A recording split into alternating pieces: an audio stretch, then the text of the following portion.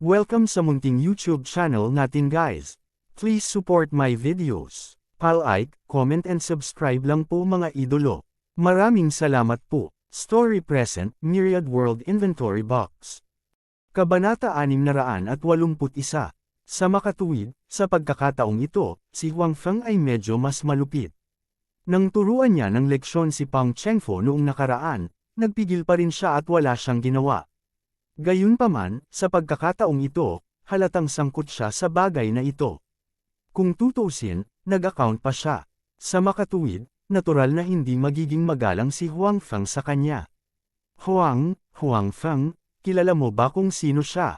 Naglakas loob ka talagang suntukin siya. Sa oras na ito, si Kai Tian, na nasa tabi niya, ay nagsabi na may nanginginig na boses. Bagamat takot na takot pa rin siya sa oras na ito, nang makita si Pang Chengfo na binugbog ni Huang Feng, wala siyang magawa. Gayunpaman, nang matapos siyang magsalita, naramdaman niya ang paglalabo sa harap ng kanyang mga mata. Tapos, naramdaman niyang parang tinamaan ng mabigat na martilyo ang tiyan niya. Biglang, sobrang sakit. Ang kanyang katawan ay lumipad pataas tulad ng dati ni Pang Chengfo, at ang direksyon na kanyang nilipad ay kung nasaan din si Pang Chengfo. Siyempre, alam ko kung sino siya. Pang Chengfo, ang Young Master ng Imperial Capital. Naglakad si Huang Feng patungo sa dalawa at nagsabi, gayunpaman, paano kung siya ay isang Young Master? Pwede bang basta-basta na lang niya akong hilingin na patayin ako? Patayin ang kaibigan ko. Panipi, wala man lang lakas si Kai Tian na magsalita sa oras na ito. Patuloy siya sa pagubo at pag-iyak, umaasang maibsan ang sakit ng kanyang katawan. Gayunpaman, nalaman niya na ang epekto ay hindi masyadong halata. Huang Feng, maliban kung papatayin mo ako, hindi kita pakakawalan. Sa oras na ito, bagamat labis na natakot si Pang Chengfo, nagpakita rin siya ng bakas ng kabangisan. Ito ay higit sa lahat dahil sanay siya sa pagiging mayabang. Bigla siyang dumanas ng napakalaking kawalan at pinahiya ni Huang Feng. Hindi niya ito kayang lunukan. Bukod dito, hindi niya akalain na si Huang Feng ay nang ahas na patayin siya. Tutal, nandoon ang pagkakakilanlan niya. Hanggat hindi siya mamamatay, gagamitin niya ang kanyang kapangyarihan para gumanti kay Huang Feng. Sa tingin mo hindi ako maglalakas loob. Si Huang Feng ay tumingkayad sa tabi ni Pang Chengfo, at isang punyal na kinuha niya mula sa kanyang storage ring ay lumitaw sa kanyang kamay. Nang makita ang dagger sa kamay ni Huang Feng, bahagyang nanginig ang katawan ni Pang Chengfo, at bakas ng takot ang sumilay sa kanyang mga mata. Gayunpaman, malakas pa rin ang kanyang bibig. No, you don't dare to kill me. Kapag may nangyari sa akin, hindi ka pakakawalan ng tatay ko at ng pamilya ko. Oh, ganun ba? Nil-arrow ni Huang Feng ang punyal at biglang sinaksak pababa. Isang sigaw ang umalangaw-ngaw. Gayunpaman, ang sumigaw ay hindi si Pang Chengfo, kundi si Kai Tian na nasa tabi niya. Tiningnan ni Kai Tian si Huang Feng na may inosenteng mukha. Ngayon lang, wala siyang sinabi. Ang nang-insulto kay Huang Feng ay si Pang Chengfo, ngunit sinaksak ni Huang Feng ang isang punyal sa kanyang hita. Masyado siyang mali. Sorry, nadulas yung kamay ko, mali yung pagkakasaksak ko. Bagamat sinabi ito ni Huang Feng, hindi man lang nahiya ang kanyang mukha. Inilabas niya ang punyal, at ang hita ni Pang Chengfo ay biglang bumulwak ng maraming dugo. Muli siyang napasigaw, at saka nahimete sa sakit. Anong sinabi mo kanina? Sabi mo wala akong lakas ng loob na patayin ka. Hindi naman mali ang narinig ko diba? Sinabi mo, tama. Muling nil-arrow ni Huang Feng ang punyal at bahagyang tumingin kay Pang Chengfo. Tinitigan ni Pang Chengfo ang punyal sa kamay ni Huang Feng at nahihirapang lumunok. Siya ngayon ay medyo hindi sigurado sa kanyang puso. Sinaksak lang ni Huang Feng si Kai Tian, na para bang may ginawa siyang maliit na bagay. Walang bahid ng emosyonal na pagbabago. Naramdaman ni Pang Chengfo na maaaring nakapatay si Huang Feng ng mga tao. Kung hindi, hindi siya magiging kalmado. Nag-iisip lang si Pang Chengfo kung dapat ba siyang magsabi ng isang bagay para aminin ang pagkatalo, ngunit nahulog muli ang punyal ni Huang Feng. This time, halatang hindi siya nadulas. Handa nang tumagos ang punyal sa kanyang hita. Sa wakas ay naranasan ni Pang Chengfo ang espesyal na sakit na ngayon lang naramdaman ni Kai Tian. Kaya, tulad ni Kai Tian, siya ay nawalan ng malay. Tiningnan ni Huang Feng ang dalawang nahimete na lalaki, ngunit hindi niya sinasadya na pabayaan sila. Sinaboy niya ang alak sa kwarto sa mukha ng dalawa, at sinampal ng ilang beses. Sa wakas ay nagising na ang dalawa. Pagkagising ng dalawa, ilang beses silang nagsisigawan. Gayunpaman, ang saksak ni Huang Feng ay halatang napakasukat. Kahit na masasaktan sila, hindi ito nakamamatay. Kaya naman, bagamat paulit-ulit na nagsisigawan ang dalawa, walang panganib sa kanilang buhay sa ngayon. Gayunpaman, pagkatapos ng mahabang panahon, mahirap sabihin. Sinabi mo lang, muling tinanong ni Huang Feng si Pang Chengfo, ngunit sa pagkakataong ito, pinutol siya ni Pang Chengfo bago siya matapos magsalita. Wala akong sinabi. Huang Feng, alam kong mali ako. Please let me go. Talagang natakot si Pang Chengfo sa pagkakataong ito. Masyadong kalmado ang performance ni Huang Feng ngayon. Pakiramdam niya ay kung hindi siya humingi ng awa, talagang papatayin siya ni Huang Feng. Hindi siya ng ahas na sumugal, hindi siya ng ahas na isugaw ang kanyang buhay. Huang Feng, alam ko rin na mali ako. Please let us go. We will not find trouble with you in the future. Si Kai Tian na nasa gilid ay umiiyak na ng pait. Kailan pa siya nakaranas ng ganitong suntok? Ang kanyang buong pagkatao ay hindi mabuti. Kung nagtutulungan tayo kanina, wala naman masyadong problema. Ang mura mo talaga. Inalis ni Huang Feng ang punyal at sinabi. Kahit na sila ay pinagalitan ni Huang Feng, ang dalawa ay hindi ng ahas na magsalita pabalik. Kahit na pinapagalitan nila si Huang Feng sa kanilang mga puso, hindi sila ng ahas na magsabi ng kahit ano. Natatakot silang galitin si Huang Feng. Now, let me ask you. Sino ang humiling na patayin mo ako? Tanong ni Huang Feng, sabihin mo sa akin ng totoo. Kung hindi, alam mo ang kahihinatnan. Hindi ako iyon. Umiling si Pang Chengfo at sinabing, hiniling ko lang kay Kai Tian na ayusin ang isang tao na magtuturo sa iyo ng leksyon. Talagang ayaw kitang patayin. Kai Tian, ito ba ang iyong ideya? Sa oras na ito, natural na hindi sasabihin ni Pang Chengfo na hiniling niya kay Kai Tian na baliin ang kanyang mga binti. Bukod dito, itinulak niya ang lahat ng sisi kay Kai Tian. Hindi ko yun ideya. Nang makita ni Kai Tian si Huang Feng na nakatingin sa kanya, mabilis siyang umiling at sinabing, nakipag-ugnayan ako kay Feng Deito para lang hilingin sa kanya na turuan ka ng leksyon. Hindi ko naman talaga siya hiniling na patayin ka. Siya iyon. It must be his own decision. Natural na hindi aminin ni Kai Tian na gusto niyang baliin ang mga binti ni Huang Feng. Dahil sinabi ni Pang Chengfo, natural siyang nagpatuloy sa pagsasalita. Tumingin si Huang Feng sa dalawa at hindi niya nakita na nagsisinungaling sila. Mukhang posible talaga na binubuli nila ni Tianjun si Feng Deito sa bar noong nakaraan. Nagalit si Feng Deito, kaya gusto niya itong patayin. Gayunpaman, nagsimula ang usaping ito dahil kina Pang Chengfo at Kai Tian. Hindi sila tinatreto ni Huang Feng nang hindi makatarungan. Bukod dito, tinuruan lang niya si Pang Chengfo ng kaunting aral noong nakaraan, at ang lalaking ito ay nakahanap ng taong haharap sa kanya. Hindi naniniwala si Huang Feng na tinuturuan lang siya ni Pang Chengfo ng leksyon, at ngayon, mas malupit pa siya sa kanya. Itinuring niya na ang paghihiganti ni Pang Chengfo ay magiging mas mabangis sa hinaharap. Kabanata 682. Tama ang hula ni Huang Feng.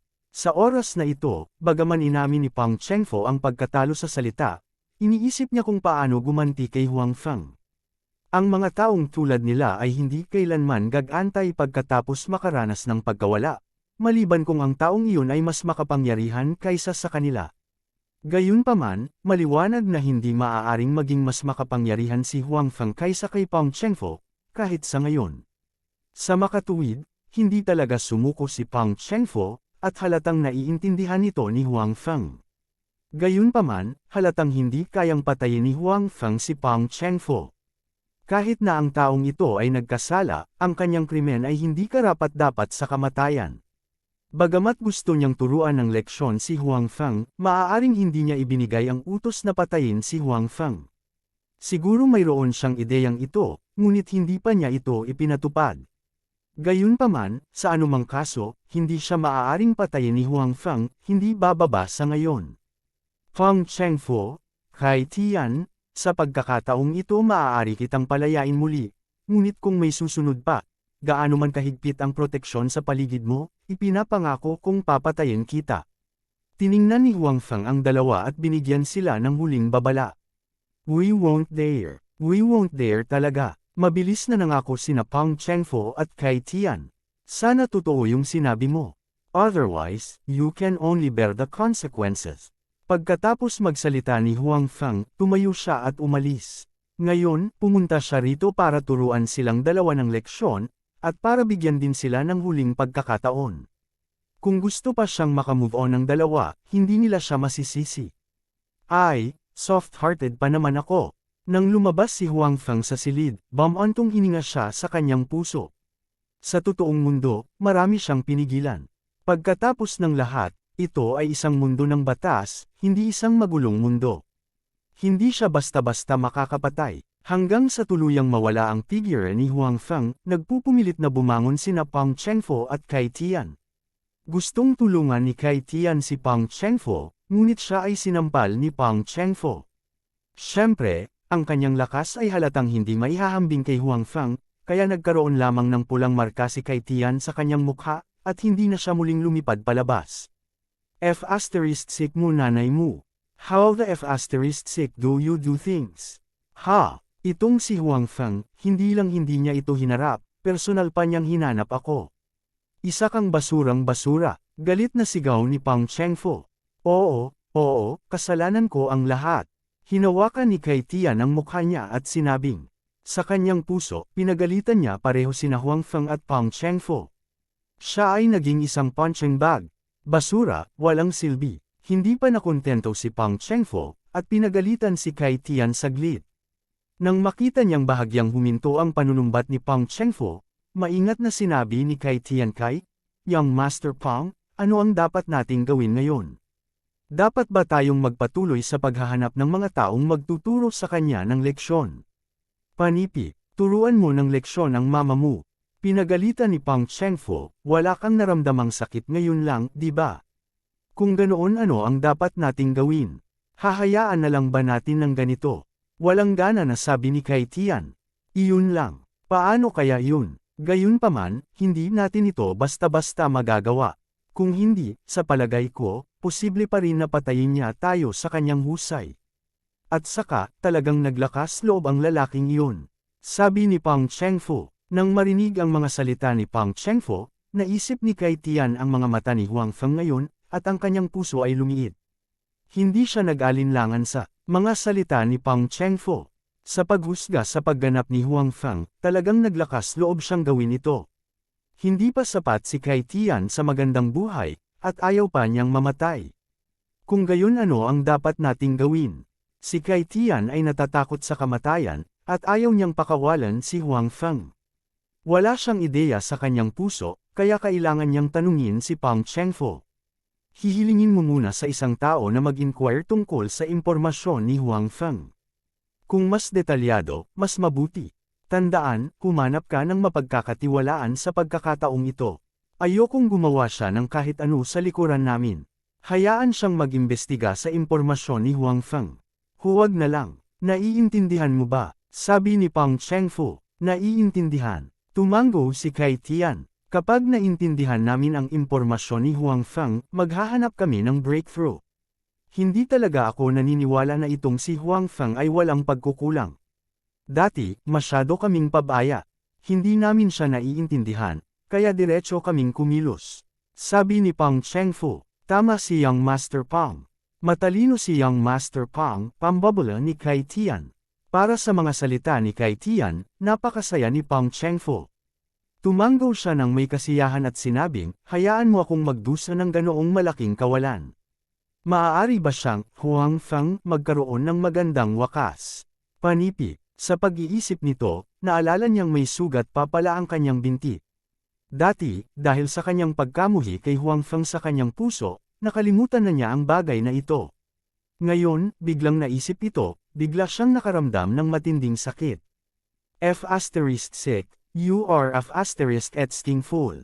Hindi mo alam na tumawag ng ambulansya ng matagal. Muling pinagalitan ni Pang Chengfo si Kai Tian. Sa oras na ito, sobrang sakit ni Kai Tian kaya pinagpapawisan ang kanyang mukha. Tiniis niya ang sakit at tumawag ng ambulansya. Sa kabilang panig, pagkatapos umalis kina Pang Chengfo at kay Tian, hindi agad bumalik si Huang Feng. Sa halip, hinanap niya si Tian Jun. Kumusta ang sitwasyon? Tanong ni Huang Feng. Mabuti naman. Sabi ni Tian Jun, bigla ding umalis ang Fang Dato na iyon, kaya nagkagulo ang mga kampanya. Dati, baka may gustong palitan si Fang Dato, pero ngayon sobrang gulo na. Wala na silang pagkakataon. Ang teritoryo ni Fang Dato ay hinati ko at ng iba pa. Pati ang mga orihinal niyang underlang ay na-recruit na. Tungkol sa usapin ng pag-agaw sa teritoryo ni Fang Dato, Tian Jun man o Huang Feng, hindi nila ito makakain ng mag-isa. Kung hindi, sila ay aatakihin ng mga tao sa paligid. Ang kanilang kasalukuyang lakas ay hindi sapat para gumawa sila ng napakaraming kaaway ng sabay-sabay.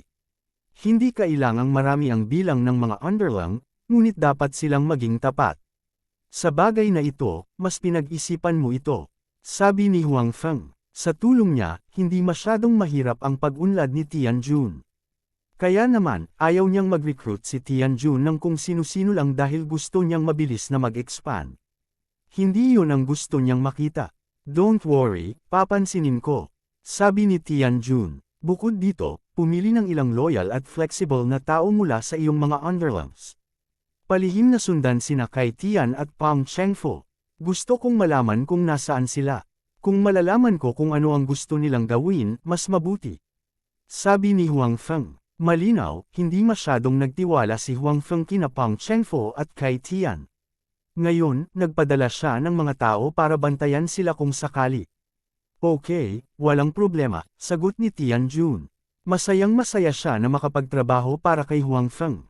Sa ganitong paraan, hindi sila magiging masyadong inutil. Pagkatapos nito, napag-usapan nilang dalawa ang mga sumusunod na bagay.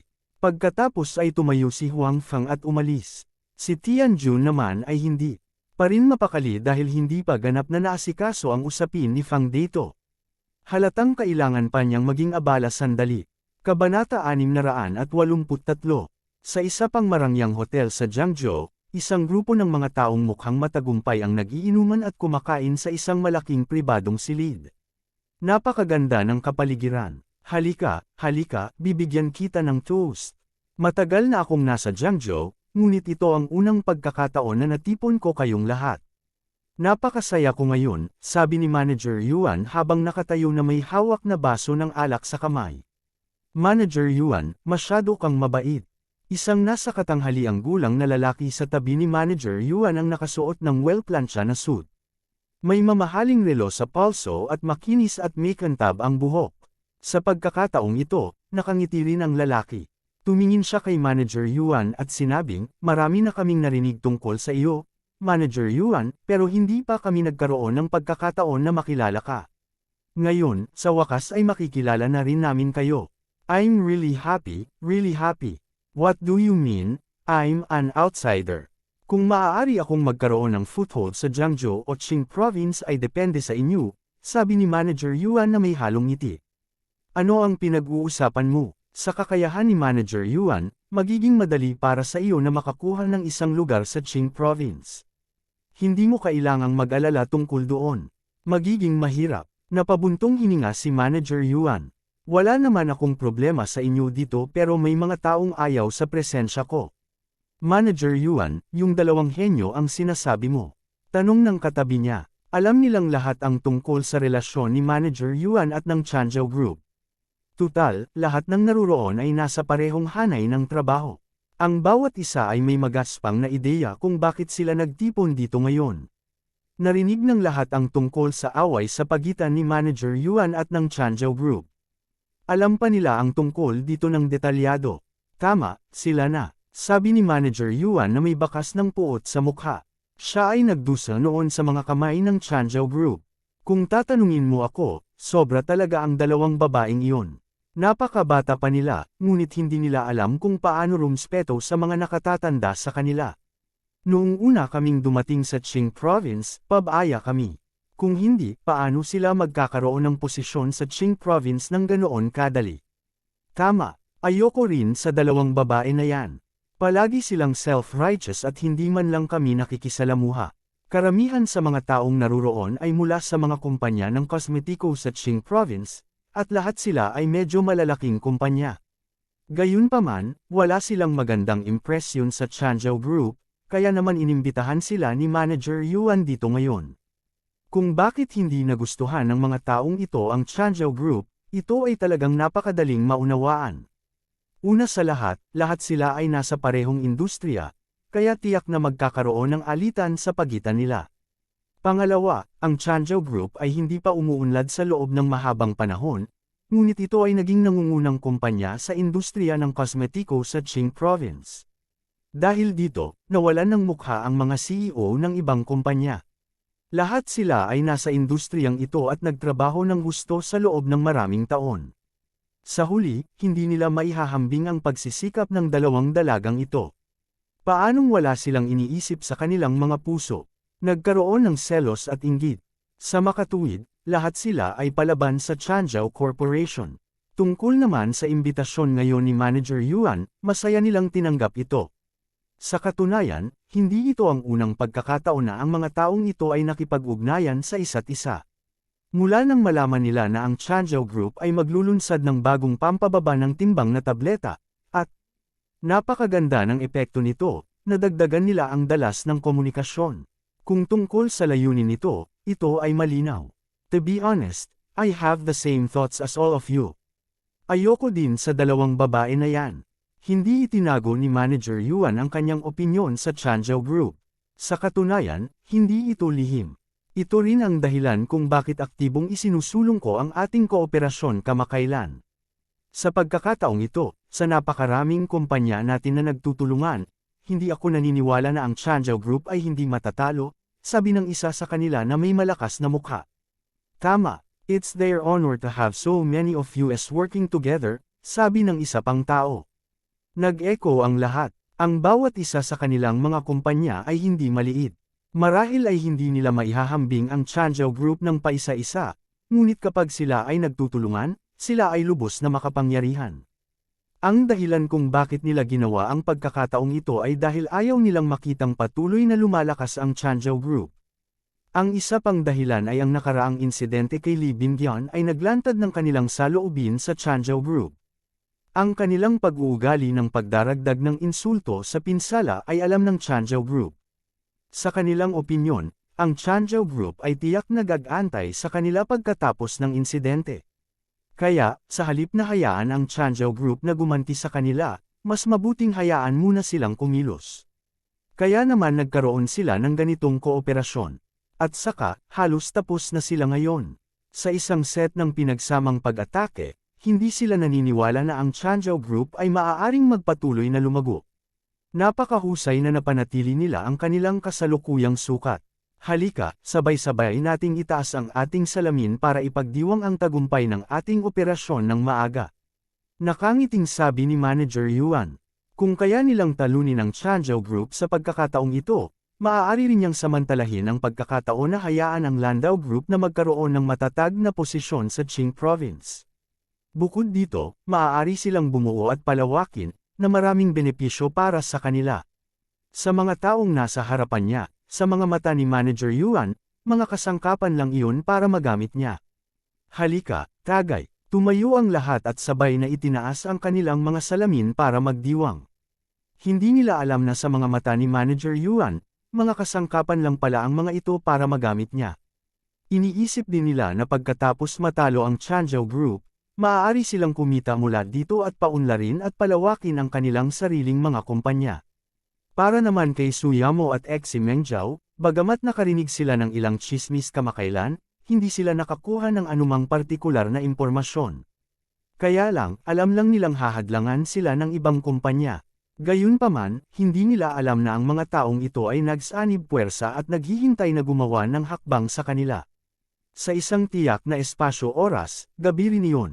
Sa oras na ito, sa isang malaking stadium, maliwanag ang mga ilaw at may gulo ng mga boses. Ang stadium, na kayang tumanggap ng daan-daang libong tao, ay halos puno sa oras na ito. Ang mga taong ito ay may nasasabik na mga ekspresyon sa kanilang mga mukha. May hawak silang mga light sign sa kanilang mga kamay at bal isang tumingin sa gitna ng entablado. Parang may hinihintay sila. Sa oras na ito, maraming tao sa labas ng stadium sa oras na ito.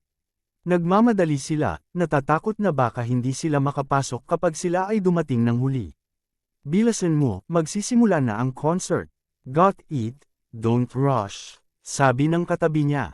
Kung hindi ka nagpumilit kumain, kanina pa tayo nakarating. Bakit tayo magmamadali? Nagugutom na kasi ako, medyo nahihiyang sabi ng kausap. Buti na lang, hindi pa huli ang lahat. Kung mamimiss natin ang concert ni Qingshan sa pagkakataong ito, hindi natin alam kung kailan natin siya mapapakinggan ng live sa susunod, reklamo ng katabi niya. Parang medyo hindi siya nasisiyahan.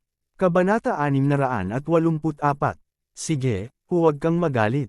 Sa karamihan, ibibigay ko sa iyo ang commemorative poster ng ika-5 anibersaryo ni Qingshan. Okay lang iyon, di ba? Nang makitang medyo galit pa rin ang kaibigan, wala nang choice ang tao kundi ibigay ito sa kanya. Sino ang nagsabi sa kanya na maging matako at halos masira ang mga bagay? Talaga, huwag kang magsinungaling sa akin. Sabi ng kaibigan ng tao na may halong pagtataka. Siya ay naging tapat na tagahanga ng Qingshan sa loob ng maraming taon. Gusto niyang kolektahin ang lahat ng mga record, poster, at pati na mga autograph ni Qingshan. Gayunpaman, ang commemorative poster ng ika-5 anibersaryo ng Qingshan ay naibenta sa limitadong dami. Malas siya sa oras na iyon. Bagamat maaga siyang pumila, hindi pa rin siya nakabili. Gayunpaman, ang kanyang kaibigan ay maswerte at nakakuha ng isa. Napakainggit niya ito. Noon pa man ay gusto na niyang bilhin ito sa kanya, ngunit hindi pumayag ang kabilang partido. Kung tutuusin, fan din ni Qingshan ang kaibigan niya. Sige, tingnan mo ang saya-saya mo. Alam kong matagal mo nang iniisip ang poster ko. Hindi ako magsisinungaling sa iyo. Bilasan mo na at pumasok ka. Kung hindi natin gagawin ngayon, mahuhuli talaga tayo, sabi ng mata ko. Fair na, bulalas ng tao. Pagkatapos noon, hindi niya nakalimutang paalalahanan ang kaibigan, huwag kang magsinungaling sa akin, kung hindi, tatapusin ko ang ating pagkakaibigan. Nakuha ko. Dumating ang dalawa sa entrance ng stadium. Walang mga security guard dito, ngunit may parang teleportation array sa laro sa pasukan. Sa tabi ng bagay na ito, may parang counter na halos kalahati ng taas ng isang tao. Sunod-sunod na inilagay ng 2 tao ang kanilang mga tiket sa counter. Pagkatapos ng beep na tunog, binawi ng 2 tao ang kanilang mga tiket at tumayo sa hanay ng teleportation. Pagkatapos, isang ilaw ang kumislap at ang 2 tao ay nawala sa kanilang orihinal na lugar. We're finally in. Buti na lang at hindi tayo late. Sa isang kisap mata, lumitaw na ang 2 tao sa stadium. Direkta silang lumabas sa kani-kanilang mga upuan na may hawak na mga tiket. Puno na ng tao ang paligid. Ramdam ng 2 tao na sobrang excited na ang paligid at biglang natuwa. Hindi pa man lumalabas ang kanilang idolo, naramdaman na ng 2 tao ang unti-unting pagtaas ng kanilang emosyon. Hindi masama, ngunit wala nang maraming oras na natitira, dapat na lumabas si Qingshan. Sa sandaling bumaba ang boses ng taong ito, biglang lumabo ang mga ilaw sa paligid. Ang mga manunood ay natigilan sa una, pagkatapos ay sumambulat sila sa dumadagandong na tagay. Parang sisabog na ang bubong dahil alam nilang magsisimula na ang concert. Soon, makikita na nila nang malapitan ang kanilang idolo. Naghiyawan din ang 2 babaeng halos maliit kasama ang mga tao sa paligid. Friends, kumusta na kayo? Hindi pa nagbubukas ang mga ilaw, ngunit isang malamyos na boses ng babae ang nakarating na sa pandinig ng lahat. Qingshan. Ang mga tao ay sumabog sa mas malakas na tagay. Sa una, may ilang di pagkakasundo na boses, ngunit dahan-dahan silang nag-uugnay sa isang salita, Qingzuan. Si Qingzuan, isang 25 taong gulang na batang babae, ay 5 taon nang nakalabas. Pagdebu pa lang niya ay patok na siya sa publiko, lalo na sa mga kabataan, dahil sa malinis niyang hitsura at magandang boses. Mabilis na naging tanyag si Qingzuan at nakatanggap ng malawakang atensyon. Ginamit din niya ang kanyang sariling mga pagsisikap at ang kanyang sariling pagganap upang patunayan na hindi siya isang shooting star na kumikislap, ngunit isang tiyaga na maaaring patuloy na sumikat at uminit. Sa 5 taon mula noong kanyang debut, hakbang-hakbang, patuloy siyang sumulong at bumubuti. Nasaksihan din ng lahat ang buong proseso ng paglaki ng isang superstar. Sa proseso ng paglago, hindi nawala si Ching Zuan sa sarili dahil sa papuri ng publiko. Sa kabaligtaran, siya ay naging mas namumukod-tangi. Mula sa isang ordinaryong talent show na mang-aawit hanggang sa isang superstar sa pelikula, telebisyon, at pag-awit, gumamit lamang siya ng ilang taon upang makamit ang hindi kinakailangang makamit ng ibang mga bituin sa mga dekada, o kahit na sa buong buhay. Pinuri at pinuri siya ng lahat. Siya ay hinabol ng hindi mabilang na mga tao, mula sa loob ng bansa hanggang sa ibang bansa, ang kanyang mga tagahanga ay makikita kahit saan. Napakalaki ng hanay ng edad ng kanyang mga tagahanga. May nagustuhan sa kanya dahil sa kanyang mga kanta, may iba dahil sa kanyang mga pelikula, at mayroon ding dahil sa kanyang kagandahan. In short, marami ang nagkagusto sa kanya sa iba't ibang dahilan. Sa 5 taon mula nang magdebut siya, halos wala na siyang mga iskandalo. Nakatuon siya sa kanyang karera bilang isang mang-aawit at artista. Tulad ng para sa mga komersyal na pagtatanghal, halos hindi siya lumahok sa mga ito. As for her background, sobrang nakakalito din. Sa anumang kaso, walang sinuman ang maaaring pilitin siya na gawin ang isang bagay na hindi niya gusto. Kung narito si Huang Feng at naiintindihan ang sitwasyon nitong si Ching Zuan, tiyak na mapapabuntong hininga siya. Ang sitwasyon ng taong ito ay katulad ng kay Li Binyan. Pareho silang sikat na superstar. Pareho silang dalisay at napakapopular. Kasabay nito, sila ay nasa pelikula, telebisyon, at pagkanta. Katulad nito, mayroon din silang sariling background at hindi natatakot sa mga unspoken rules ng entertainment industry. Gayunpaman, ang pagkakaiba ay ang katanyagan ni Ching Zuan ay halatang mas mataas kaysa kay Li Binyan. Si Li Binyan ay isa lamang A-list na celebrity. Siya ay sikat sa bansa, ngunit hindi sikat sa buong mundo. Sa kabilang banda, naabot na ni Ching Zuan ang antas ng isang superstar. Siya ay isang malaking shot na maaaring yugyugan ang buong industriya ng entertainment sa pamamagitan ng isang stomp ng kanyang mga paa. Higit pa rito, may isa pang pagkakaiba. Bagamat walang nakakaalam ng mga detalye ng background ni Ching Zuan, tiyak na mayroon siya nito. Tahimik na sumang-ayon ang lahat. Sa kabilang banda, bagamat may background din si Li Binyan, hindi alam ng maraming tao sa entertainment industry ang tungkol dito. Akala ng karamihan, ordinaryong tao lang siya.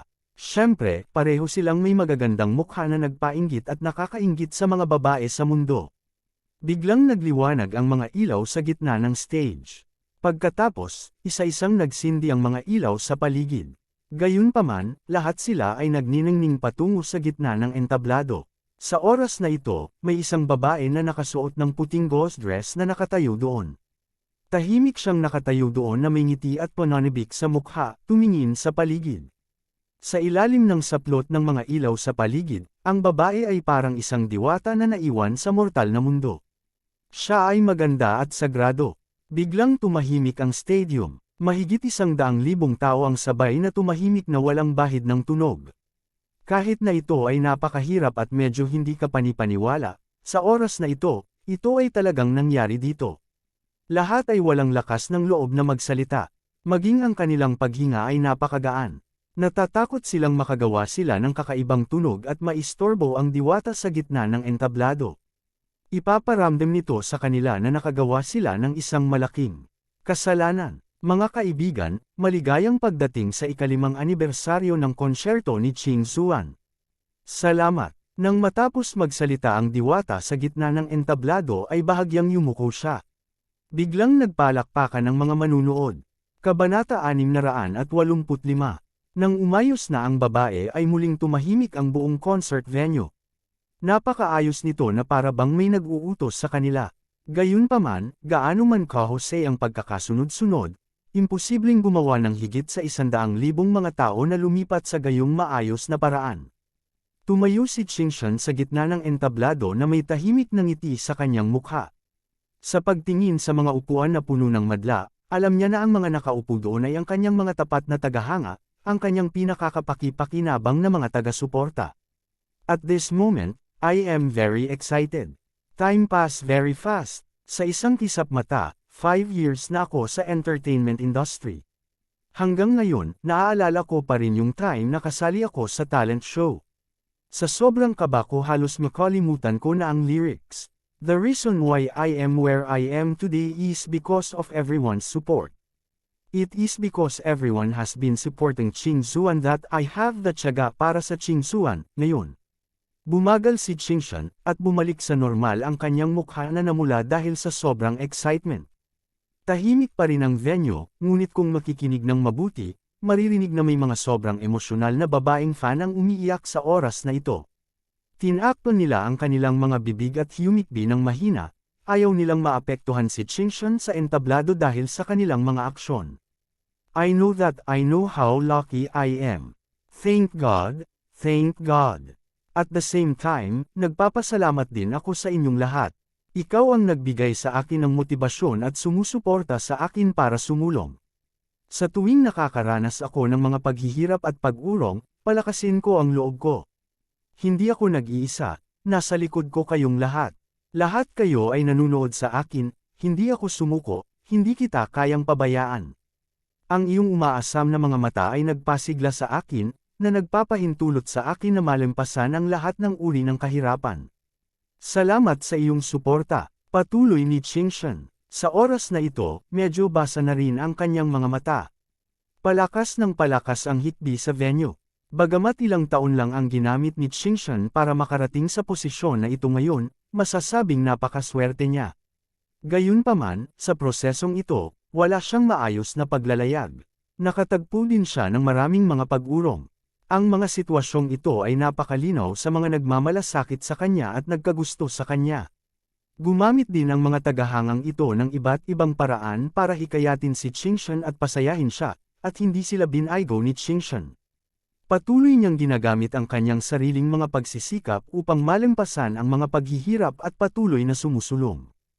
Ang dalawang batang babae na halos huli na ay umiyak na sa oras na ito, lalo na ang hardcore fan ng Ching Suan. Sa oras na ito, nasira ang makeup sa kanyang mukha dahil sa pag-iyak, ngunit hindi niya napansin. Na may nasasabik na ekspresyon sa kanyang mukha, tumingin siya kay Ching Suan sa entablado ng hindi kumukurap. Bilang isang hardcore na tagahanga ng Ching Suan, naging tagahanga siya ng Ching Suan mula nang magdebo si Ching Suan. Alam niya at pamilyar siya sa proseso ng paglaki ni Ching Suan, kaya napakalinaw niya na ang tagumpay ni Ching Suan ay hindi umaasa sa swerte o background tulad ng sinabi ng ilang chismis. Marahil ang tagumpay ni Ching Suan ay dahil sa dalawang salik na ito, ngunit tiyak na hindi sila ang pangunahing salik. Ang pagsusumikap ni Ching Suan, mas alam ng mga tagahangang ito kaysa sa iba. Well, I'll stop with the words of gratitude, dahil kahit gaano pa karami ang sabihin ko, hindi pa rin sapat ang pasasalamat ko sa inyong lahat. Next, I will use my own singing to convey this feeling. Sana lahat kayo ay magkaroon ng masasayang alaala ngayong gabi. Dahan-daw ang sinabi ni Ching Suan sa mikropono. Pagkatapos ng lahat, ito ay isang konsyerto. Hindi niya hinayaang maging mahina ang mood ng mga tao, kaya kinailangan niyang tapusin ang kanyang talumpati at opisyal na simulan ang konsyerto ngayong gabi. Ching Suan, mahal kita. Sa pagkakataong ito, biglang sumigaw ang hardcore fan. Sa medyo tahimik na kapaligiran, kumalat ang pangungusap na ito sa malayo. Ching Suan, mahal kita. Ching Suan, mahal kita. Pagkatapos, ang parehong mga salita ay tumunog sa iba't ibang lugar, isa-isa, at sa wakas ay bumalik sa parehong boses. Napuno ng ganoong hiyawan ang buong stadium. Maraming tao ang may luha sa kanilang mga mukha. Lahat sila ay tapat na tagahanga ni Ching Suan, at napanood nila siya sa bawat hakbang patungo sa posisyon ngayon. Sa makatuwid, sa espesyal na araw na ito, sila ay napaka-emosyonal at sila ay medyo emosyonal. Naiintindihan nila na hindi naging madali si Ching Suan. Gayunpaman, nang magsimula ang musika, ang mga hiyawan sa stadium ay automatikong tumahimik.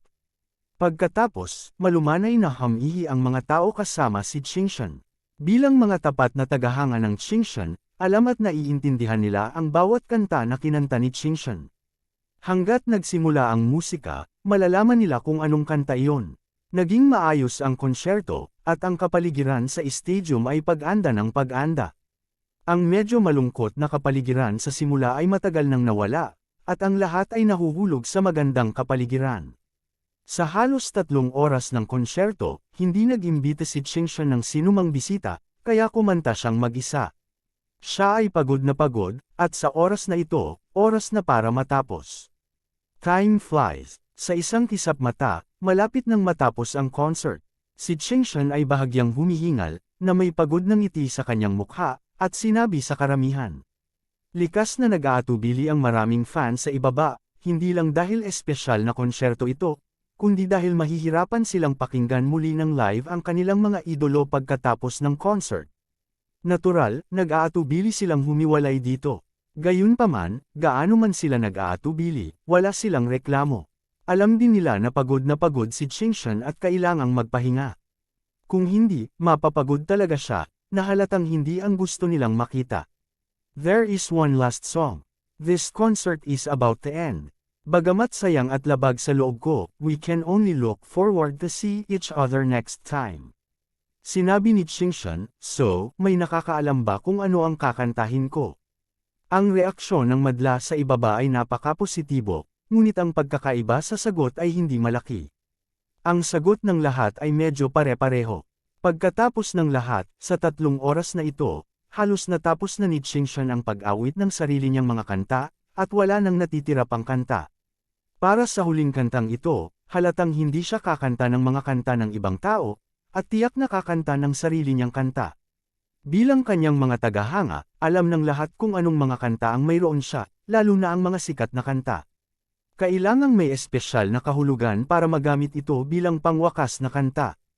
Tibok ng puso, tibok ng puso, tibok ng puso. Muling nagtagpo ang mga sigaw mula sa ibaba. Ang bawat isa ay sumigaw ng 2 salitang, heartbeat ng sabay. Ito ay hindi isang ordinaryong salita, ngunit ang pangalan ng isang kanta, ang pangalan ng isang kanta na orihinal na kinanta ni Qingzuan. Kabanata 686. Heartbeat, ang pangalan ng isang kanta. Ikinwento nito ang isang babae na lihim na may nararamdaman para sa isang lalaki.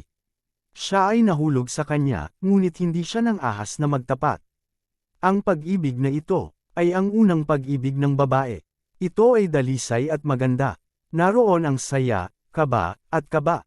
Ang kantang ito, hanggat ang isa ay tagahanga ng Qingshan, ay malalaman. Ito ay dahil ang kantang ito ay medyo espesyal sa kanya. Ito ay isang kanta na siya mismo ang sumulat, at ito rin ang unang kanta na kanyang naisulat. Noon, sumali siya sa isang talent show noong nagdebut siya. Sa huli, umasa siya sa orihinal na kantang ito upang mapanalunan ang kampyonato. Sa makatuwid, ang kantang ito ay napakakahulugan para kay Qingshan.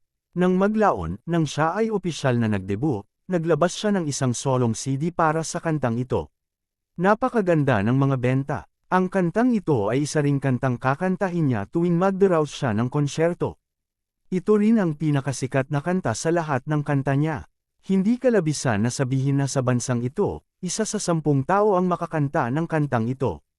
Ang kantang ito ay orihinal na napakagandang kanta. Bilang karagdagan sa kasikatan ni Qingshan, mas marami pa ang nakakaalam at nakakanta ng kantang ito. At ang mga audience na dumating sa stadium ay pawang mga hardcore na tagahanga ng Qingshan.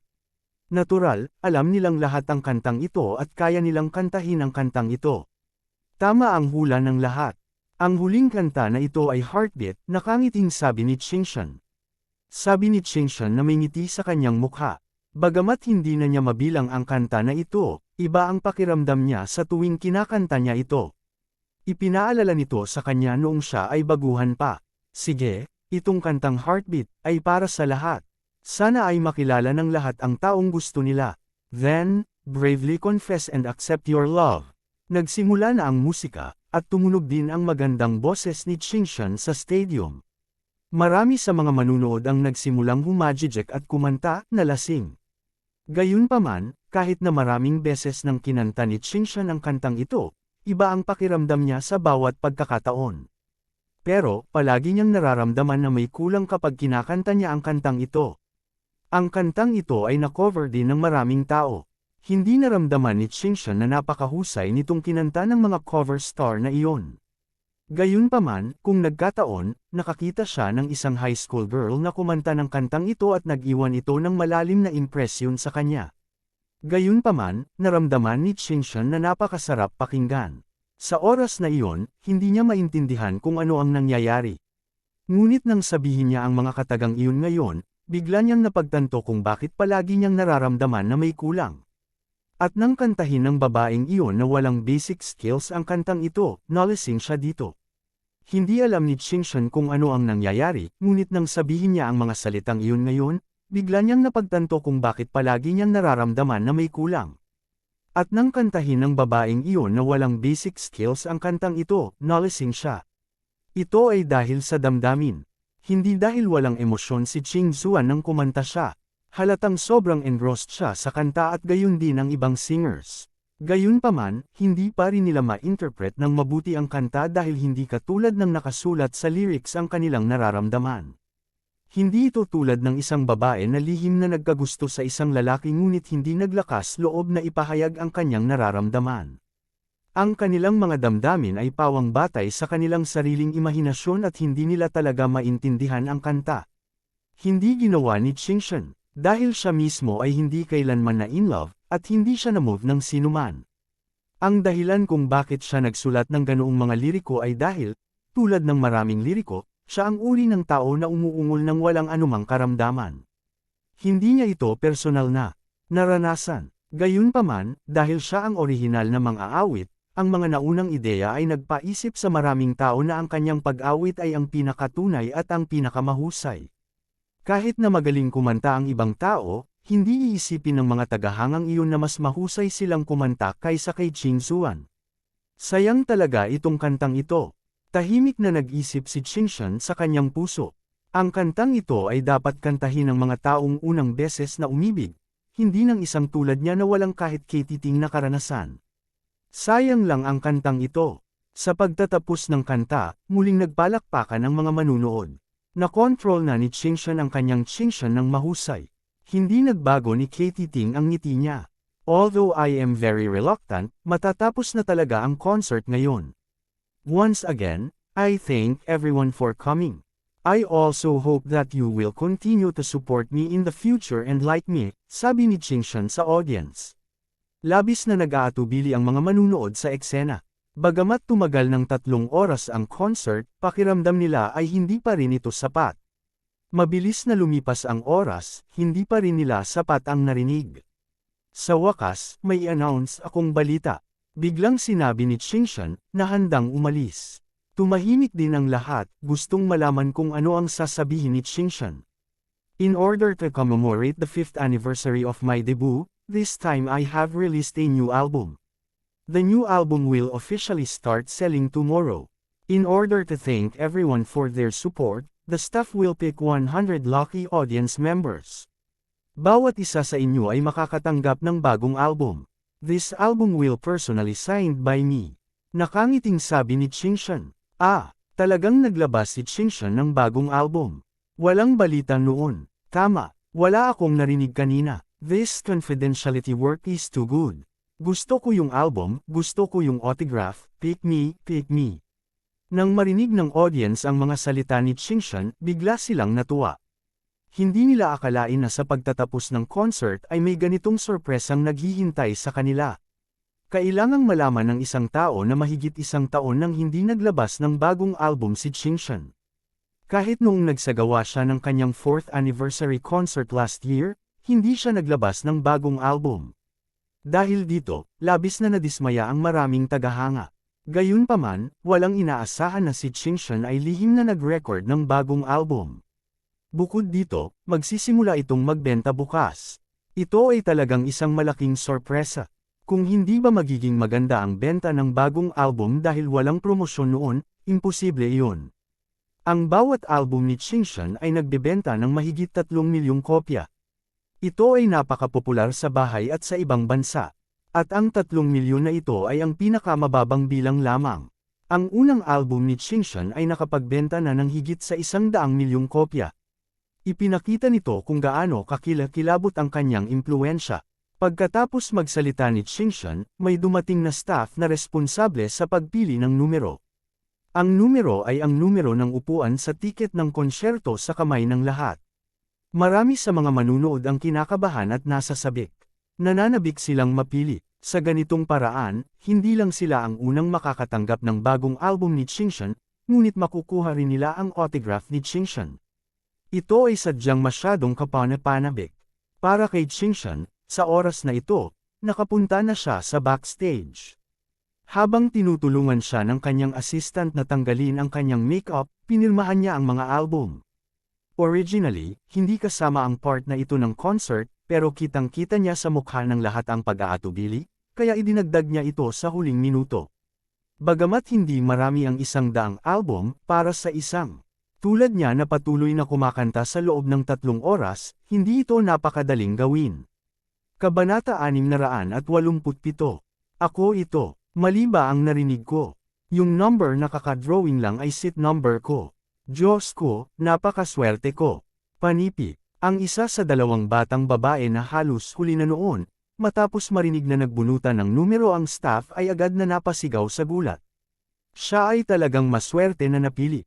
Bigla niyang naramdaman na pinapaboran siya ng isang maswerteng babae ngayon. Bagamat muntik na siyang malate kanina, halatang maganda ang swerte niya ngayon.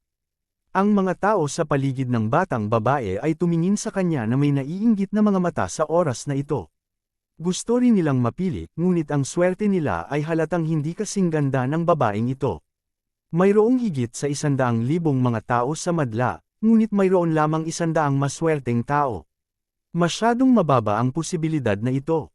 Maging ang kasama ng dalaga ay tumingin sa kaibigan na may inggit at selo sa pagkakataong ito at sinabing, ang swerte mo naman. Mapipili ka pa nga, yung poster, hindi ko na kailangan ibigay sa'yo, di ba? Paano naman yan? Dapat ibigay din sa akin ang poster na iyon. Nangako ka sa akin. Bagamat nalulubog pa rin sa sobrang saya ang dalaga, nang marinig ang sinabi ng kaibigan ay agad itong gumanti.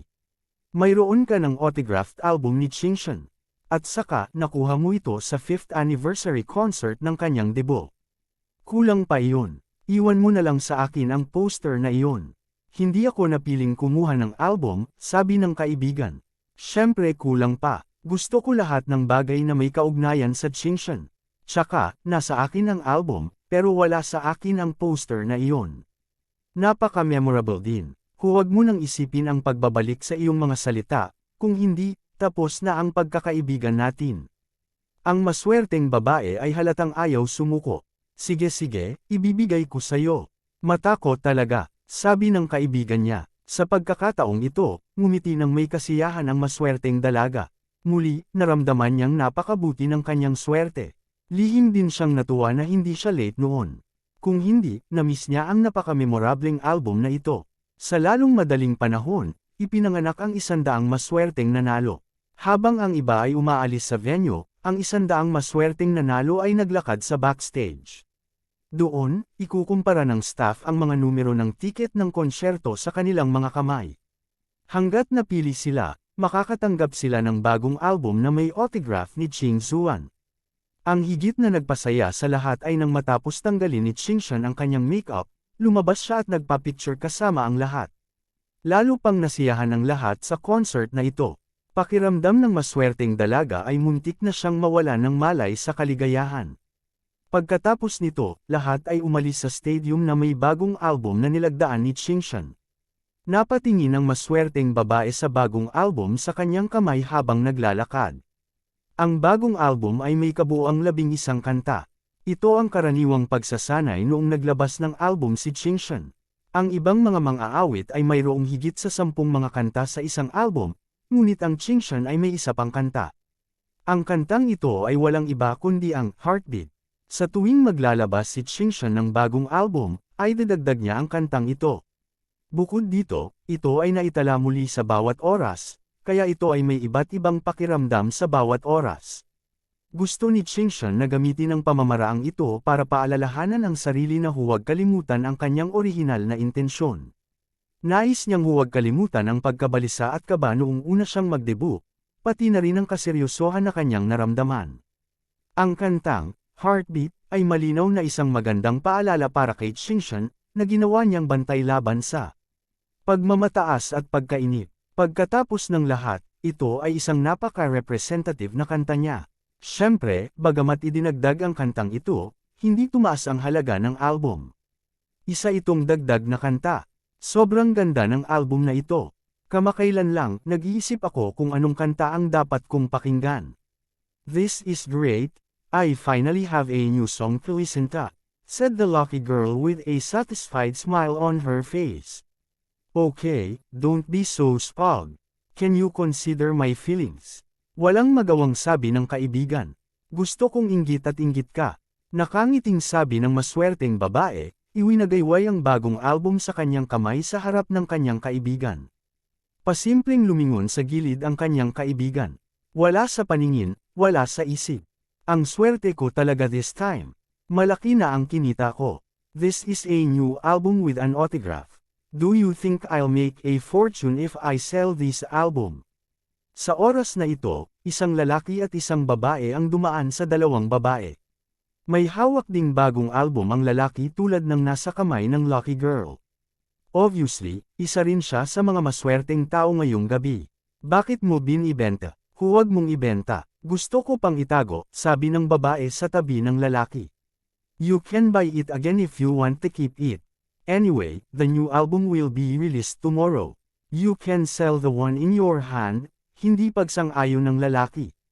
Iba ang nasa kamay natin. Iginuhit ito sa eksena, at saka, may autograph ito ni Chingshan. Kailangan mong malaman na hindi madalas pumirma si Chingshan ng mga album. Sa tingin ko, ang kanyang mga hardcore fans ay tiyak na handang gumastos ng malaking pera para mabili ito, patuloy ng lalaki. Ang lalaking ito ay hindi fan ni Chingshan, o sa halip, hindi siya hardcore fan niya. Dumating siya sa concert ngayon para lang samahan ang girlfriend niya. Gayunpaman, hindi niya inaasahan na magiging napakabuti ng kanyang kapalaran. Sa mahigit 100,000 katao, napili siya at nakakuha siya ng bagong album na may autograph ni Chingshan. Matapos niyang makuha ang bagong album, ang una niyang naisip ay hindi ang kolektahin ito, kundi ang ibenta. Alam niyang maraming hardcore fans ng mga bituin ang handang gumastos ng pera para makakuha ng may kinalaman sa kanilang idolo. At very memorable ang album na nasa kamay niya kaya siguradong mas dadami ang interesado. Pero, ayaw pa rin ng girlfriend niya. Pagkatapos ng lahat, siya ay isang tagahanga ng Chingshan at nais na kolektahin ang album na ito. Walang pero, naputol ang sasabihin ng lalaki, it's decided. I'll buy you another album tomorrow. Isn't that enough? Sige, pinag-isipan ito ng babae at tuluyang tinanggap ang desisyon ng kanyang nobyo. Maghintay. Aalis na sana silang dalawa nang biglang may tumawag sa likod nila. Tinatawag mo ba kami? Lumingon ang lalaki at babae at nakita ang dalawang babae na naglalakad palapit sa kanila. Tanong nila na may pagdududa. Tama, tinatawag kita. Tumingin sa kanilang dalawa ang batang babae na hindi nakakuha ng bagong album at sinabing, nabalitaan ko lang na gusto mong ibenta ang album sa iyong kamay. Tama na, hindi naman itinanggi ng lalaki. Sa oras na ito, ang mga lumabas sa pasukan ng stadium ay dapat na mga tagahanga ni Chingshan. Hindi niya inaasahan na may magkukusa na lumapit sa kanya nang magdesisyon siyang ibenta ang album sa kanyang kamay. Kabanata 688. Magkano? Name your price. Sabi ng maswerteng babae na iyon, bakas pa rin sa mukha niya ang galit. Siya ay isang die-hard fan ni Ching Zuan. Natural, ayaw niyang makita ang mga bagay ng kanyang idolo na hindi pinapahalagahan at ginagamit para kumita. Pakiramdam niya ay insulto iyon sa kanyang idolo. Gusto mo bang bilhin? Tanong ng lalaki habang tinitignan ang dalawang babae mula ulo hanggang paa.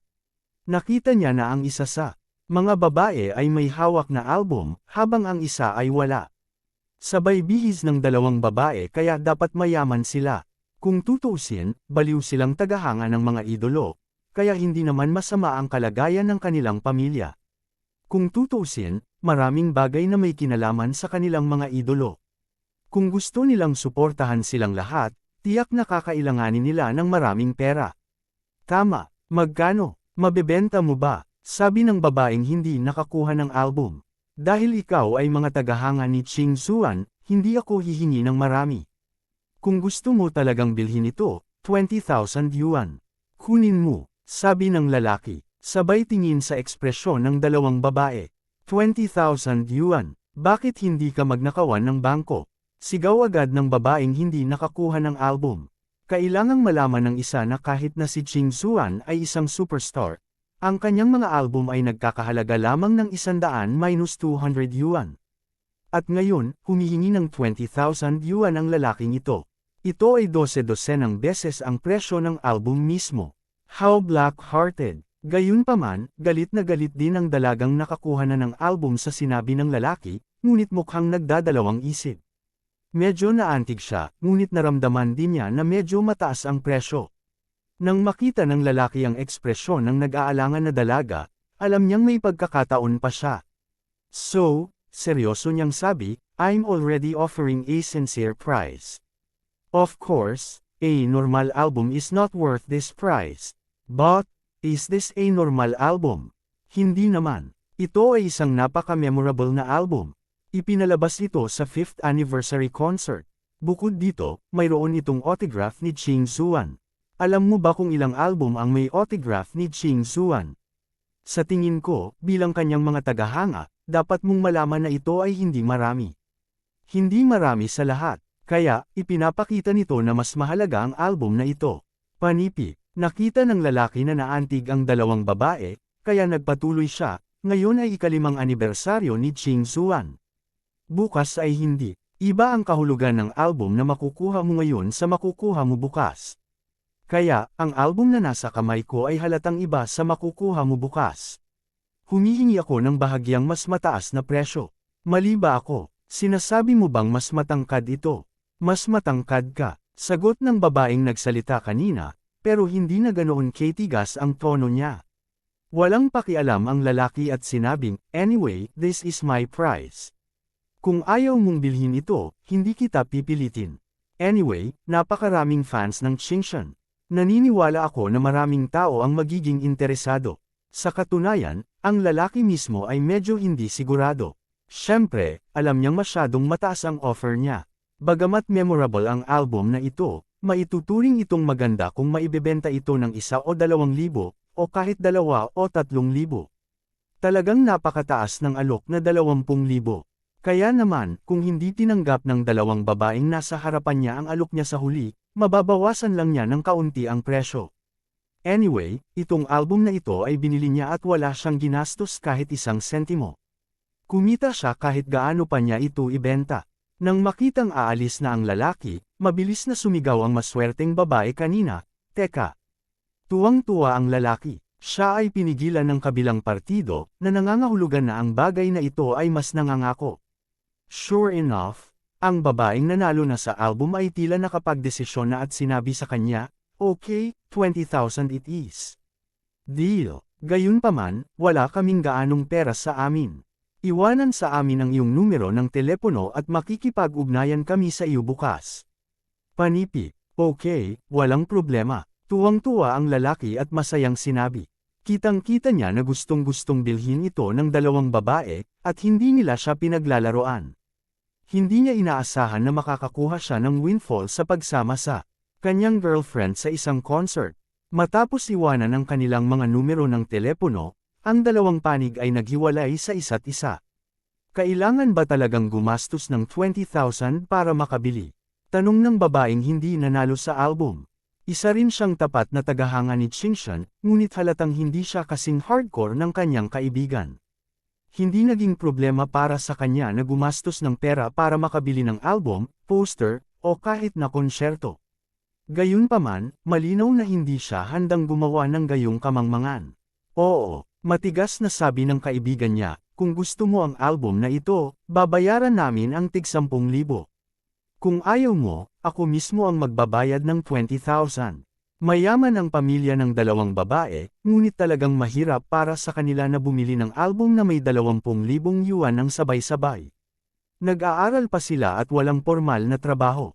Ang isa pang batang babae, pagkatapos marinig ang mga salita ng kanyang kaibigan, ay bahagyang nag-alinlangan, nagngangalit ang kanyang mga ngipin at sinabing, gusto ko ang album na ito.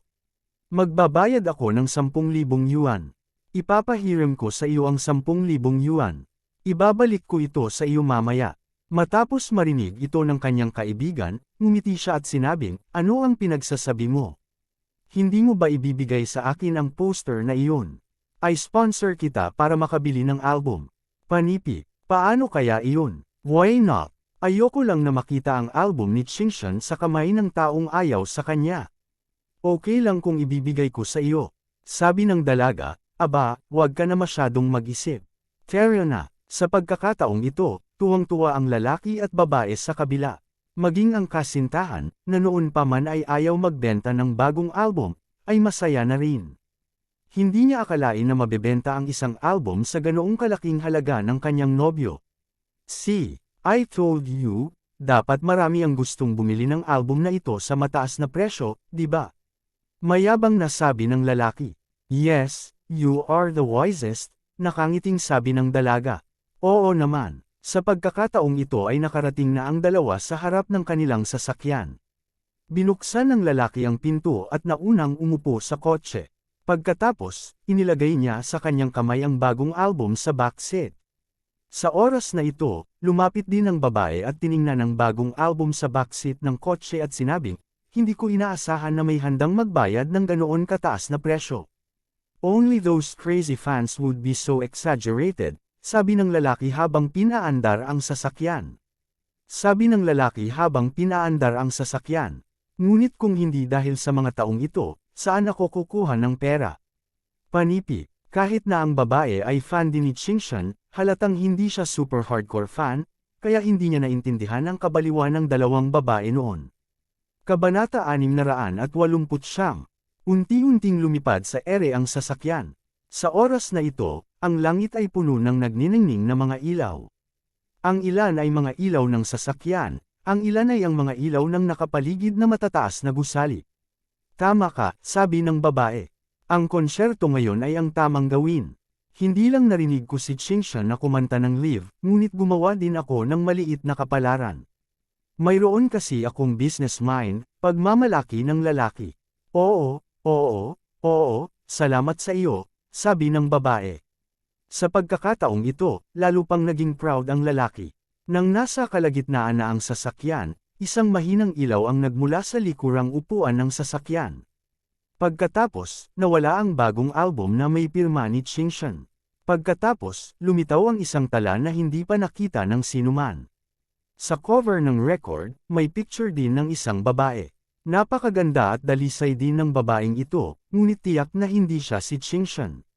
Makalipas ang halos 20 minuto, dahan-daang bumaba ang hover na sasakyan mula sa langit. Nakarating na ito sa kanyang destinasyon. Okay, let's go. Nang matapos makipag-usap ang lalaki sa kanyang kasintahan, tumalikod ito at kinuha ang record mula sa likurang upuan ng sasakyan.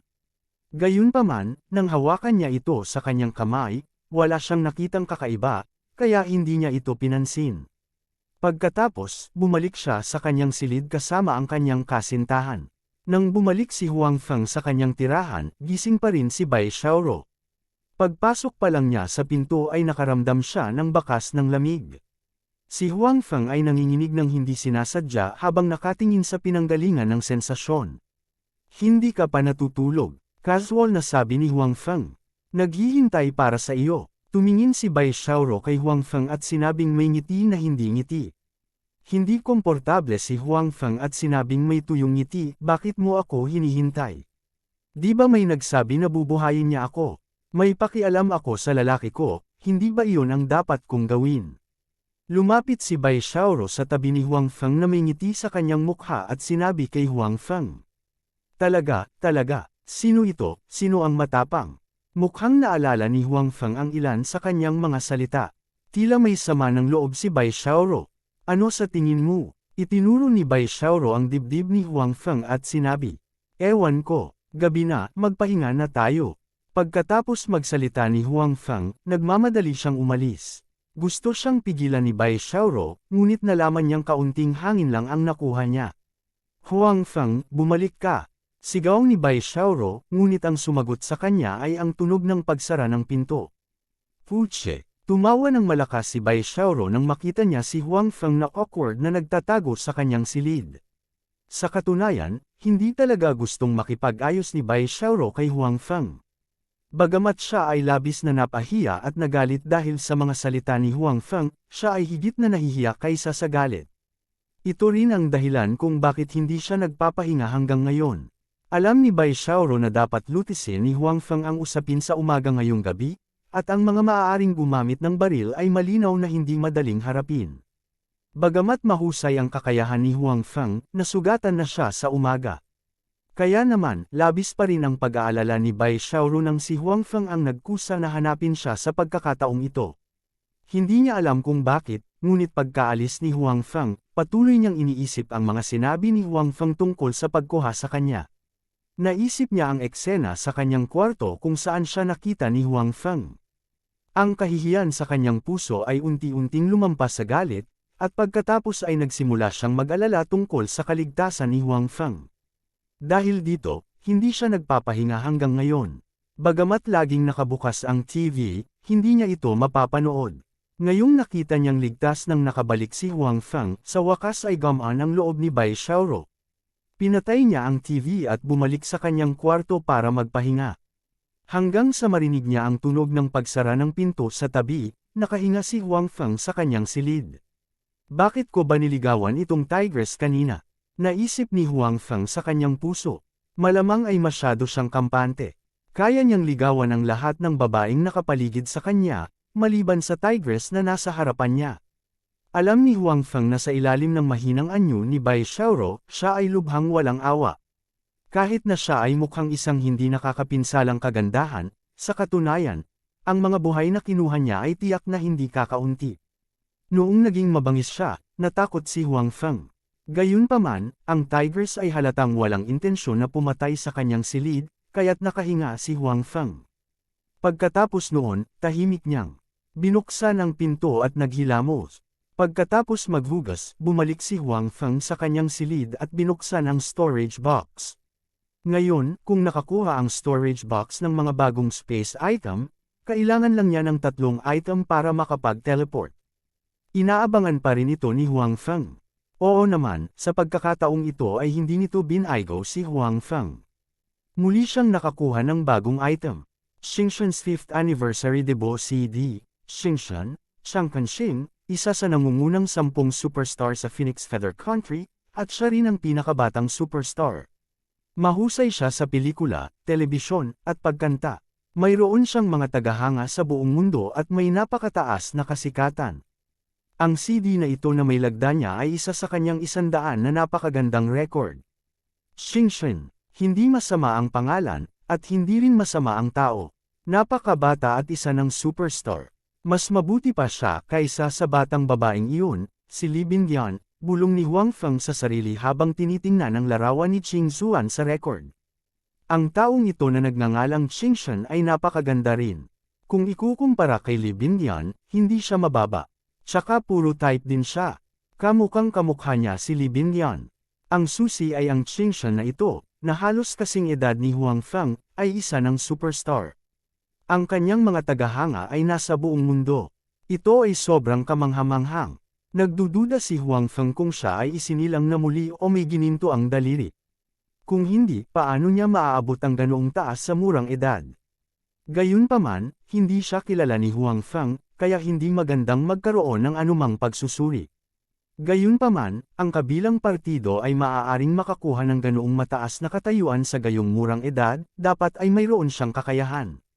Dahil superstar siya, dapat napakaganda ng kanta sa record na ito, ungol ni Huang Feng. Ang record sa storage box noon ay binili rin ni Huang Feng, at ito ang record ni Li Bingyan. Ang dahilan kung bakit binili ni Huang Feng ang record na ito ay noong kausap niya si Li Bingyan noon, nagreklamo si Li Bingyan sa telepono tungkol kay Huang Feng. Hanggang ngayon, hindi pa alam ng marami ang mga kanta niya. Sa makatuwid, pagkatapos noon, bumili si Huang Feng ng kopya ng pinakabagong record ni Li Bingyan. Ang isa ay upang makinig sa kanyang mga kanta, at ang isa ay upang ipakita ang record na ito sa kanya sa susunod na pagkakataon na siya ay nakilala niya, upang patunayan na siya ay talagang nakinig sa kanyang mga kanta.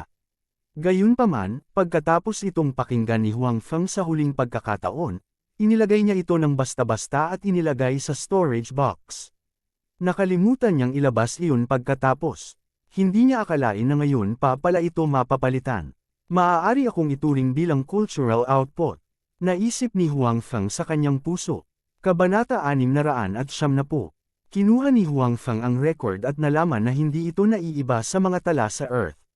Gayunpaman, nang ilagay niya ang record sa computer at gustong makinig dito, nalaman niyang walang paraan ng computer para basahin ang data sa loob. Naunawaan ni Huang Feng na ang talaang ito ay talagang ibang-iba sa mga tala sa Earth. Pwede bang ang bagay na ito ay magagamit lamang bilang isang sertipiko ng paghahatid?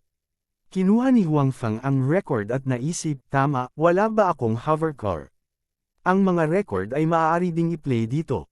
Hindi ko alam kung kaya kong laruin ang record na ito. Panipi. Gayunpaman, kahit na ito ang hula ni Huang Feng, walang paraan para i-verify ito ngayon dahil hindi malaki ang kanyang kwarto, at ang hovercar ay nakapark sa parking space sa ibaba. Wala iyon sa storage ring niya. Kung tutuusin, kung ilalagay ito sa storage ring, kailangan niyang maghanap ng lugar kung saan walang maglalabas kapag ginamit niya ito sa umaga. Masyadong magulo. Mukhang bukas na lang ako maghintay para subukan ulit. Naisip ni Huang Feng sa kanyang puso.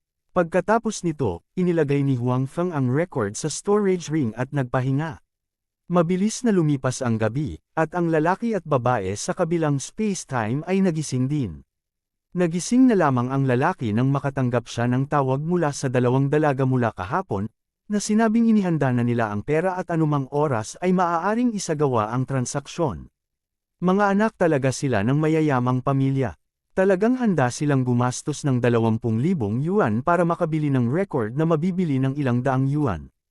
Pagkababa ng telepono, sinabi ng lalaki sa kanyang kasintahan na may ngiti sa labi. Dapat kang pumunta ng mabilis. Kung pagsisihan nila ito, walang lugar upang kumita ng perang ito. Ang udyok ng kanyang kasintahan. Don't worry, this deal will not go down. It's not like you didn't see the nervous expressions of those two girls yesterday. I'm afraid that if I increase the price to 30,000, they will grit their teeth and agree. Paano sila magsisisi? Ngayon dapat silang mag-alala na ibebenta ko ang record na ito sa iba sa mas mataas na presyo, proud na sabi ng lalaki. Okay, mabilis na palitan ang pera, baka may mangyari na hindi inaasahan. Sabi ng babae, ganyan kayong mga babae, once you encounter something, you can't calm down. Bagamat sinabi ng lalaki, pumunta pa rin siya sa sala para kunin ang record at hanapin ang dalawang babae para paghandaan ang transaksyon. Sa totoo lang, natatakot siya na baka biglang magising ang dalawang gastador na ito at hindi siya ipagpalit. Pagkatapos, hindi niya magagawa ang maliit na kapalaran na ito. Hoy, bakit iba ang record na ito? Nang kunin ng lalaki ang record, naramdaman niya ang mga pagbabago sa record. Bagamat halos kasing laki ng naunang record ang record na nasa kamay niya, halatang iba ang nasa cover. Ang pakiramdam ng record ay tila medyo mas malala kaysa kagabi. Anong mali? Nang marinig ang galaw sa sala ay lumabas din ang kanyang kasintahan. Anong nangyari? Halika at tingnan mo. Bakit parang iba ang record na ito? O ito ba ang record kagabi? Mali ba ang naalala ko? Mabilis na sabi ng lalaki sa kanyang kasintahan. Hayaan mo akong tingnan. Mabilis itong kinuha ng nobya ng lalaki at tiningnan. Nalaman din niya na iba ang record na ito. Kung tutuusin, fan din siya ni Ching Zuan. Matapos makuha ng kanyang nobyo ang record na ito kahapon, matagal din niya itong nilaro. Naturally, alam niya na ang record na ito ay malinaw na naiiba mula sa isang kagabi. Paano na? Mali ang naalala ko diba? Pagkatapos ng lahat, ang lalaki ay hindi isang tagahanga ni Ching Zuan. Hindi niya tiningnang mabuti ang record kahapon. Ngayon, nagkaroon din siya ng fluke mentality, iniisip na mali ang naalala niya. Anong ibig mong sabihin na mali ang pagkakaalala mo? Hindi ito ang record kahapon. Tingnan mo, ang tao sa pabalat ay hindi si Ching Zuan, at wala na ang kanyang pirma, malakas na sabi ng babae. How is it possible? This record didn't leave our hands at all yesterday. It cannot be replaced. How is it different? Nagsimula na ring mabalisa ang lalaki. Ito ay nauugnay sa kanyang sariling maliit na kapalaran. Siyempre, binigyan niya ito ng malaking kahalagahan. Magnanakaw kaya sa bahay kapag gabi? Hula ng girlfriend niya. Pwede naman. Tingnan natin kung may kulang pa, sabi ng lalaki. Sa huli, muli silang tumingin sa paligid ng bahay, ngunit wala silang nakitang kulang. Hindi kaya fan ni Ching Zuan ang magnanakaw at ninakaw lang ang record ni Ching Zuan. Ito ay malinaw na imposible. Anong kalokohan ang nangyayari? Tanong ng babae. Tanong mo sa akin. Sino ang dapat kong itanong? Naiinip na sabi ng lalaki. Kung hindi dahil sa deal ngayon. Nawala man ang record, wala siyang pakialam. Anyway, hindi siya tapat na tagahanga ni Ching Zuan. Kung ito ay nawala, ito ay hindi isang malaking kawalan. Gayunpaman, iba na ngayon. Mayroong dalawang batang babae na handang bumili ng album sa halagang 20,000 yuan. Bagamat hindi malaki ang bilang na ito ay isang windfall pa rin para sa kanya. Ngayong nakita niyang hindi niya ito makuha, paano siya naging komportable sa kanyang puso? Nung binawi mo kagabi, may nakita ka bang kakaiba? Tanong ng girlfriend niya. Wala akong pakialam noon. Who knows? Sabi ng lalaki. Hindi siya hardcore fan ni Ching Zuan, kaya binawi na lang niya ang record at hindi niya ito tiningnang mabuti. Sa makatuwid, sa oras na iyon, hindi niya nalaman kung nagbago ba ito. Hey, by the way, sa tingin mo ba magkakaroon ng parehong content ang record na ito maliban sa cover? Biglang sabi nung lalaki. Pwede naman, sabi ng babae. Subukan natin, sabi ng lalaki na may pag-asa na mukha. Dahil dito, may mas hindi katanggap-tanggap na nangyari. Hindi mabasa ang record na ito na para bang blanko sa loob na lalong nagpa-depress sa kanilang dalawa. Damn it, wag mo akong alamin kung sino ang may gawa nito, kung hindi, tuturuan ko siya ng leksyon. Mabangis na sabi ng lalaki habang hinahati ang record. Nais ni Huang Feng na magsagawa ng cultural export noon, ngunit sa huli, ang record na ito ay hindi maaaring hayaang lumitaw ang boses ni Li Bingyang sa oras at espasyong ito, kaya ito ay nasira at ganap na naging basura. Saktong sisibog na sa galit ang lalaki ay muling nagring ang kanyang telepono. Parehong dalawang babae ang tumawag. Nakarating na tayo sa napagkasunduang lugar, at dinala na ang pera. Kailan ka darating? Hindi ko ibebenta. Nang marinig ng lalaki ang salitang pera, lalo siyang nagalit. Ang 20,000 yuan ay nawala ng ganoon. Hello, hello, hello, nag-aalalang sigaw ng dalaga, ngunit ibinaba na ang telepono. Anong mali? Tanong ng kaibigan niya. Sabi niya hindi niya ibebenta.